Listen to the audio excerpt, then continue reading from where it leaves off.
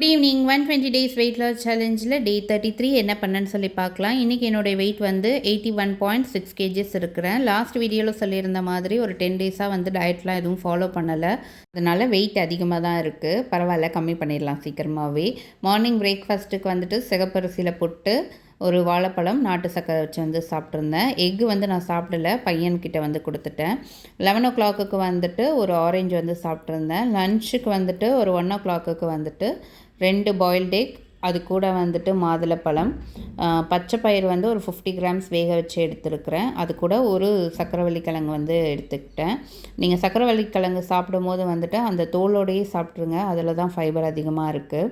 சாப்பிட்டுட்டு இருக்கும் போதே ஒரு கால் வந்துச்சு ஆஃபீஸ்லேருந்து. ஸோ அதனால் ஸ்வீட் கார்ன் மட்டும் சாப்பிடலை, அதை அப்படியே எடுத்து வச்சுட்டேன். ஈவினிங் ஒர்க் அவுட் முடிச்சுட்டு 5:30 வந்து ஸ்வீட் கார்ன் வந்து சாப்பிட்ருந்தேன். டின்னருக்கு 8:30 வந்துட்டு 2 இட்லி சாம்பார், அது கூட வந்துட்டு சிக்கன் கிரேவி வச்சு வந்து சாப்பிட்ருந்தேன். இன்றைக்கி டே இப்படி தான் போச்சு. உங்களுக்கு எப்படி போச்சுன்னு கமெண்ட் பாக்ஸில் சொல்லுங்கள். நாளைக்கு வீடியோவில் பார்க்கலாம்.